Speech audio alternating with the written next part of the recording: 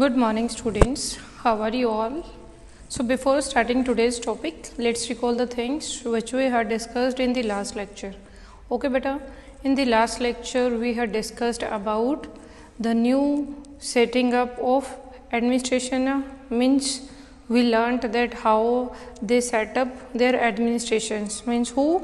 Britishers. Means after controlling the after taking their powers on Bengal, on Madras, on Bombay, means different territories, then how they set up the new administration system. We have learnt that they divided their territories into 3 presidency. Okay, have you remembered their name?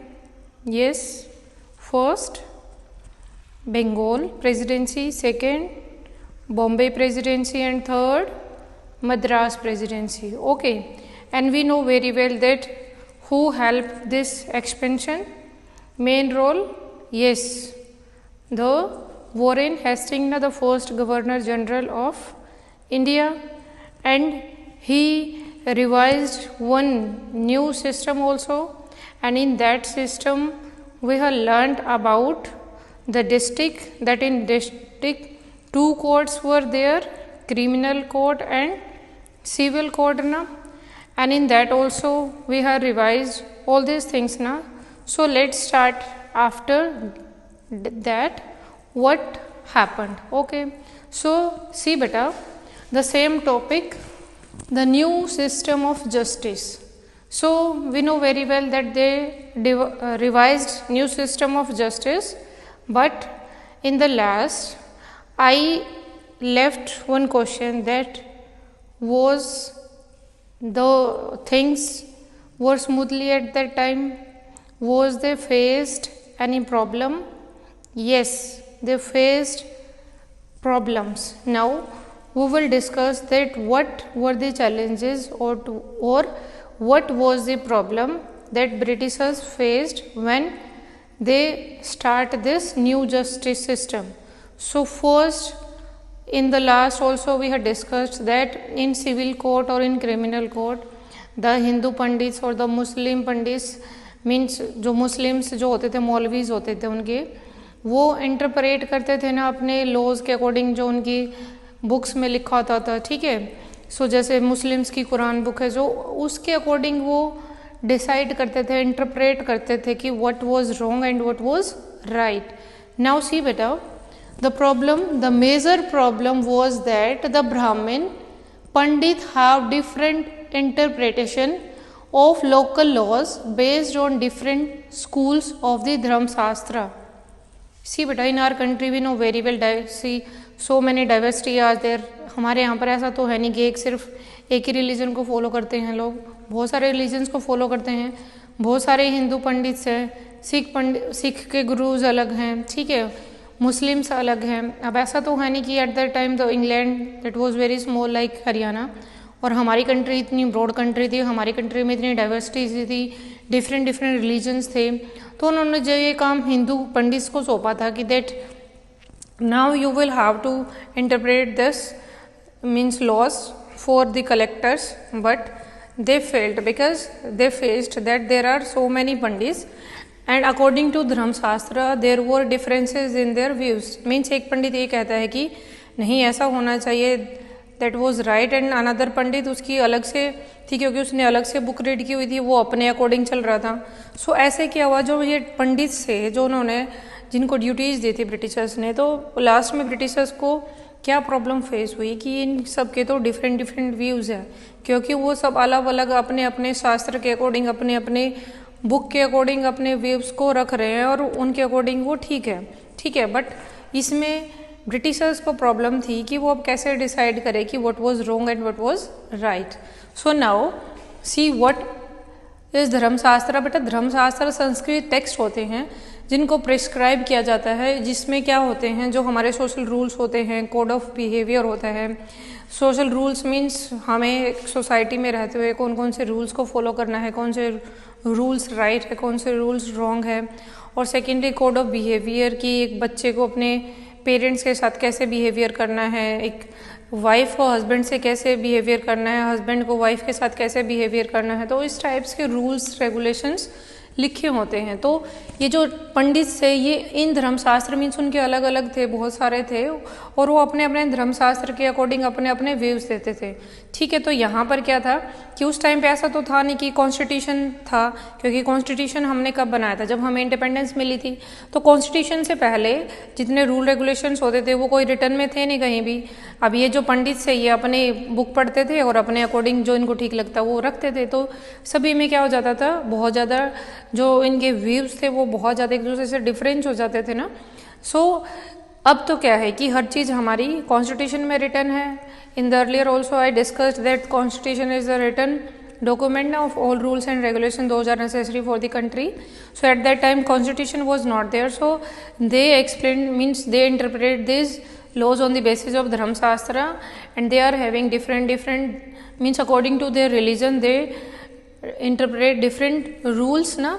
So to bring uniformity, अब क्या था कि difference था बहुत ज़्यादा, Britishers के सामने ये प्रॉब्लम आई।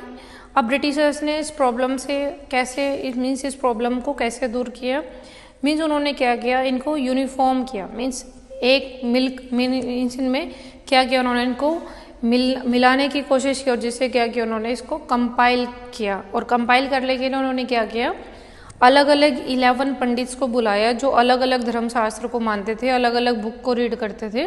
ठीक है, और उनको बोला कि आप एक जगह पर बैठो और आप अपने अपने जो व्यूज है जो आपके अकॉर्डिंग ठीक है कि ऐसा बिहेवियर होना चाहिए, ऐसा करना चाहिए, ऐसा होना चाहिए, तो वो अपना लिख दो। तो उन सब 11 पंडित्स को बुलाया, उन सब को मिलाकर उन्होंने क्या बनाया, एक न्यू डाइजेस्ट। ठीक है, सो सी बेटा, so to bring uniformity in 1775, so 1775 में when they faced this problem, what they did, they appointed 11 pandits were asked to compile a digest of Hindus laws, कि हिंदूज के जो लॉज है वो बना दो।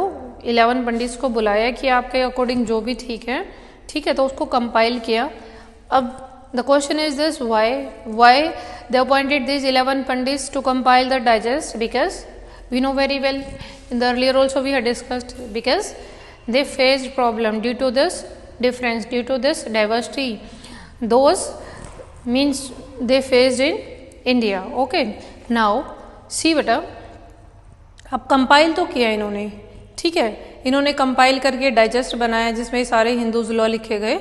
But the question is this कि जो हिंदू पंडित से या तो वो संस्कृत में लिखेंगे या हिंदी में लिखेंगे, पर ब्रिटिशर्स को ना तो संस्कृत आती थी ना हिंदी आती थी, then how they could understand that. So for that one person was there and that is Halhed. Okay, NB Halhed. अब ये इसने क्या किया था, इसको संस्कृत भी आती थी, इसको हिंदी भी आती थी, इसको इंग्लिश भी आती थी। तो इसने क्या किया, जो 11 पंडित्स ने जो एक डाइजेस्ट बनाया था मिलकर, जो हिंदूज लॉ को बनाया था, तो उसको इसने ट्रांसलेट किया किसमें, इंग्लिश लैंग्वेज में। सो याद रखना बेटा, who convert this digest into English language, NB Halhed. तो NB Halhed translated this digest into English. So up to here it is clear. अब यहाँ पे ये तो क्लियर हो गया कि हिंदूज के लिए लॉ बना था। So what about Muslims? So after see बेटा in 1778, so by 1778 a code of Muslim laws was also compiled for the benefit of European judges, means कि अब यूरोपियन जजेस को मीन्स जो कलेक्टर्स थे जो डिसीजन लेते थे फाइनल, अब उनको ये तो पता चल गया कि हिंदू जो लॉ है, क्योंकि उनको उन्होंने इंग्लिश में कन्वर्ट कर दिया था, बाकी उनको प्रॉब्लम फेस हुई मुस्लिम्स की। सो उन्होंने मुस्लिम्स को भी क्या किया, मुस्लिम्स की जो उनके जो रूल्स रेगुलेशंस थे उनको भी कंपाइल्ड कराया। ठीक है, किसके बेनिफिट के लिए, यूरोपियन जजेस की।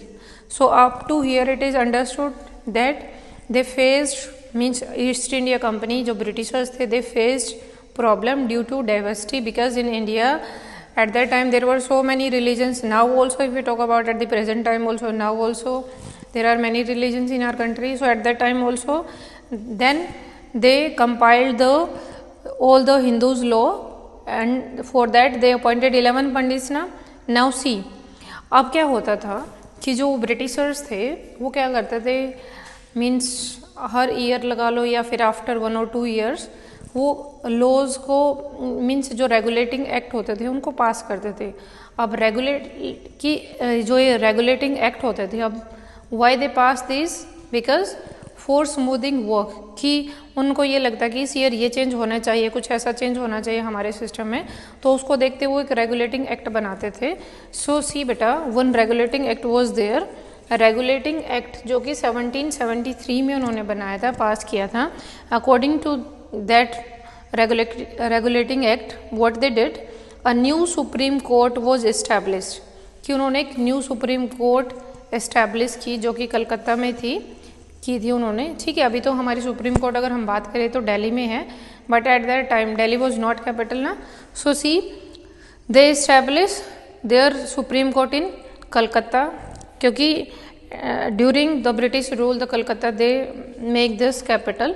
सो कोर्ट ऑफ अपील, इसको कोर्ट ऑफ अपील भी बोलते थे, और the Sadar Nizamat Adalat. Okay, now up to here it is clear कि उन्होंने सुप्रीम कोर्ट को भी इस्टेब्लिश कर लिया. कौन से रेगुलेटिंग एक्ट के according, 1773.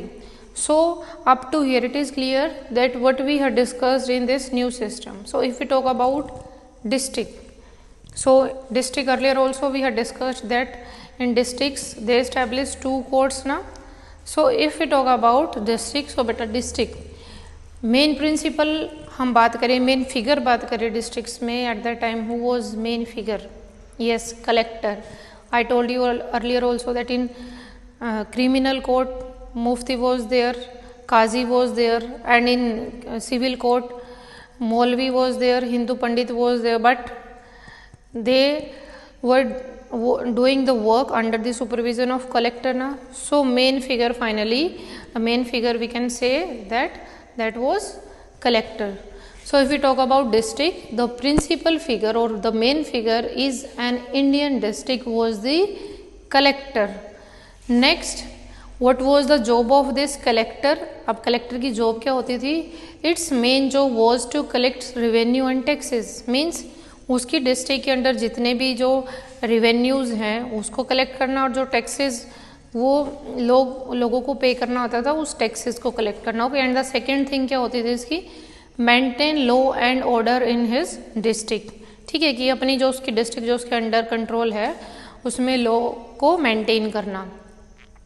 Now the question is this, कि क्या वो अकेला इतनी बड़ी डिस्ट्रिक्ट के सारे काम कर लेता था, सब कुछ कंट्रोल कर लेता था, कि टैक्सेस भी कलेक्ट कर लेता था और जो लॉ और पीस है उसको भी मेंटेन करता था? No. So with the help of how he controlled, he managed all these things. So the बेटा, विद द हेल्प ऑफ जजेस, पुलिस ऑफिसर्स एंड दरोगास, वो उसके अंडर में आते थे. तो अपनी डिस्ट्रिक्ट्स में जब भी उसको ये लॉ पीस मेंटेन करना होता था या टैक्सेस और रिवेन्यू कलेक्ट करना होता था, then he took the help of जजेस, police officers and darogas. So ये जो पर्सन्स थे ये उसकी हेल्प करते थे, मीन्स उसके अंडर थे ये सब भी. Now what we learned about collector, that collector now means after this new system of justice the collector become the new centre of power. Means अगर हम बात करें सारी की सारी डिस्ट्रिक्ट की जो मेन पावर है वो किसके पास है, कलेक्टर के पास है, क्योंकि सारे राइट्स जो रिवेन्यू कलेक्शन के हैं, टैक्स कलेक्शन के, वो भी उसके पास हैं.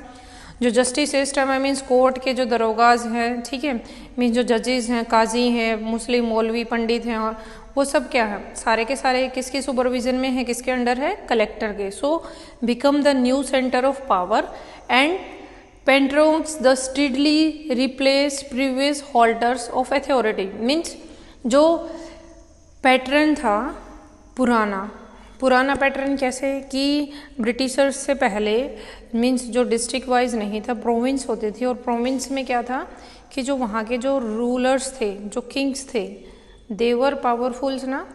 But now who was powerful, this main figure, collector. So strictly replace previous holder of authority. So previous holder of authority, जो अथॉरिटी थी उसको किसने होल्ड किया हुआ था पहले, किंग्स ने, रूलर्स ने. But now who hold that authority, yes, collector. So that was the change according to this new system. So up to here it is clear beta. If you have any doubt you can ask in the comment section. But now see from starting, firstly they faced many problems diversity is there na, so different pandits, they had different ideas. So for removing this problem, they adopted this compiling system na. For that they appointed 11 pandits.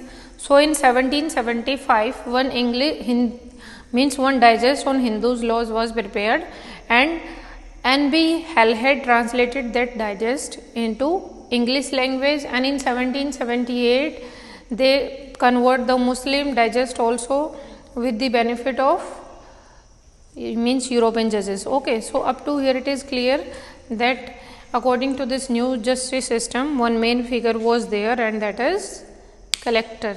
Okay, so beta, if you want to take screenshot, then take please.